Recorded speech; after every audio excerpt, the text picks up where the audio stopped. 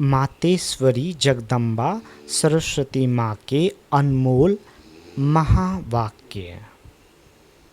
मम्मा कहते, मनुष्य लोक, देवलोक, भूत प्रेतों की दुनिया का विस्तार। बहुत मनुष्य प्रश्न करते हैं, यह जो अशुद्ध जीव आत्माएं जिनको घोस्ट कहा जाता है, ये सच है या कल्पना है अथवा वहम है। उस पर आज स्पष्ट समझाया जाता है कि मनुष्य आत्मा जब विक्रम करती है तो उनको अनेक प्रकार से सजाएं भोगनी अवश्य पड़ती है, और भोगनी भी मनुष्य जन्म में है, न कि जानवर, पंछी और पशु योनि में।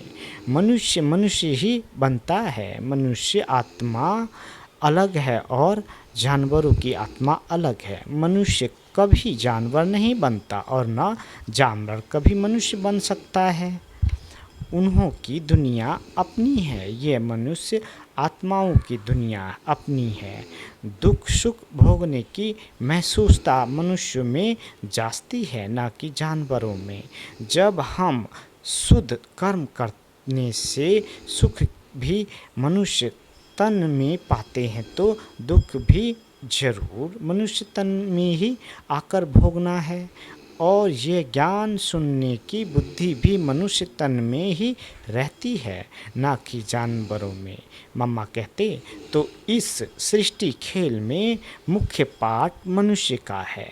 यह जानवर पंछी आदि तो जैसे सृष्टि ड्रामा की शोभा है। सारे कल्प के अंदर सतयुग आदि से कलयुग के अंत तक मनुष्य आत्माओं के 84 जन्म है। बाकी ये 84 लाख तो जानवर पंछी आदि की वैरायटी हो सकती है। मम्मा कहते, अब ये सब राज परमात्मा बिगर कोई नहीं समझा सकता। आत्माओं का निवास स्थान है ब्रह्म तत्व अर्थात निराकारी दुनिया। बाकी इन जानवरों की आत्माएं ब्रह्म तत्व में नहीं जा सकती। वह इस आकाश तत्व के अंदर ही पाठ बजाती है। इन्हों का भी मर्ज इमर्ज का और सतो रजो तमो में आने का पाठ होता है। इसलिए हमें प्रकृति के बहुत विस्तार में न जाकर पहले अपनी आत्मा का कल्याण करें, अर्थात मन मना भव। अब आते हैं मनुष्य आत्मा पर। जो आत्माएं अशुद्ध कर्म करने से विक्रम बनाती है, वो अपने अशुद्ध संस्कार अनुसार जन्म मरण के चक्र में आए आदि मध्य अंत अर्थात मरने के समय अपने किए हुए विक्रमों का साक्षात्कार कराए सूक्ष्म में सजा भोगती है। इस थोड़े समय में अनेक जन्मों का दुख महसूस होता है। फिर शरीर छोड़ जाकर गर्भ जेल में दुख भोगती है, और फिर संस्कार अनुसार ऐसे माता पिता के पास जन्म ले वहाँ भी अपने जीवन में सुख दुख भोगती है। इसको कहा जाता है आदि मध्य अंत। परंतु कोई आत्मा शरीर न धारण कर आकारी रूप में इस आकाश तत्व के अंदर घोस्ट बन भटकती रहती है। यह भी एक सजा है, अर्थात भोगना है।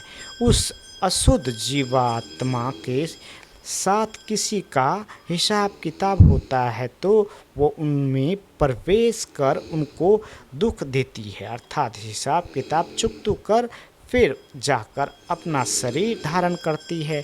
कोई जीवात्मा जिसमें प्रवेश करती है उनको बहुत मारती भी है, बहुत कष्ट देती है, परंतु ये सब हिसाब किताब के अंदर भोगना का प्रकार है जो सभी मनुष्य तन में ही सुख दुख महसूस होता है।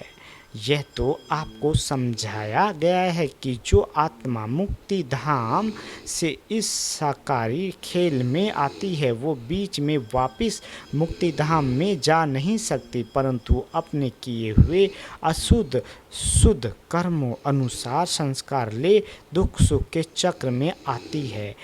सभी आत्माओं का पुनर्जन्म होता है, सिर्फ एक परमात्मा का नहीं होता है।